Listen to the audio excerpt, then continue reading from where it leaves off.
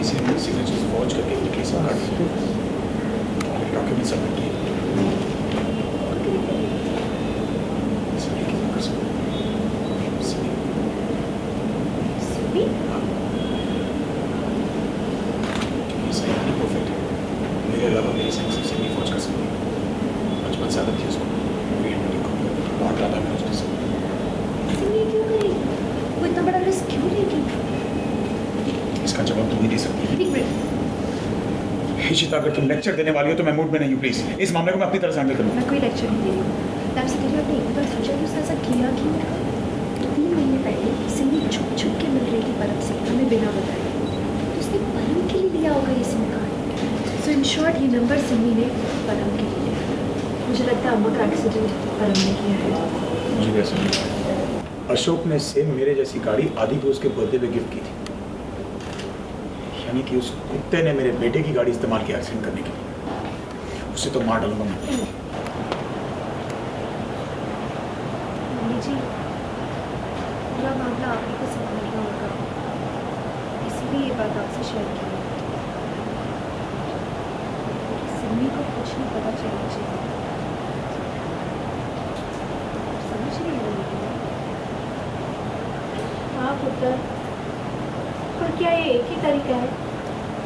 दूसरा कुछ यानी उसे डरा धमका कर काम नहीं हो सकता? देखो तक सिमी टूट जाएगी। मैंने कहा तोशी जी, ऐसे बात दबाने से खत्म नहीं होगी। हिम्मत से काम लेकर ही हमें उसे संभालना होगा। ये लोग सही कह रहे हैं। मैंने कहा पापा, मैं पुलिस इंस्पेक्टर से कल ही बात करता हूँ इस मामले में क्या। परम नाम का भूत हमें छोड़ ही नहीं रहा है। शायद किसी अब झाड़ फूक वाले को बुलाना पड़ेगा, बिकॉज़ हमें अभी पता चला है कि जो फोर्जरी की गई है, बेसिकली रमन का सिग्नेचर कॉपी किया गया है, that has been done by Param, not even Param, by Simi. And Simi ने डेफिनेटली अपने पति के लिए लिया होगा वो सिम कार्ड रमन के नाम से। उसको बेचारी को नहीं पता होगा कि उसका हस्बैंड इतना सब कुछ कांड करने वाला है।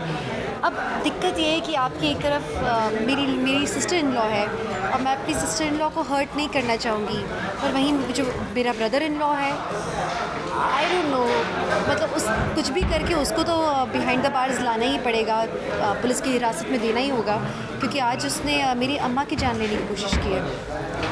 अगर कुछ ऊपर नीचे हो जाता तो ऐसे इंसान को रोकना भी ज़रूरी है। तो कहीं ना कहीं हम लोग पिस रहे हैं परिवार के बीच में और एक शैतान के बीच में। वो एक प्रकार की पूंछ है जो सुधरने वालों में से नहीं है, लेकिन हाँ, पुलिस के पास ही भेजना मेरे ख्याल से सबसे बेहतर उपाय है फ़िलहाल। स्पेशली जब बात एक भाभी और ननद के बीच की हो तो रिश्ता थोड़ा सा ना नाजुक सा हो जाता है, और मैं नहीं चाहूँगी कि मेरी ननद मुझसे खफा हो या फिर उसको तकलीफ़ हो।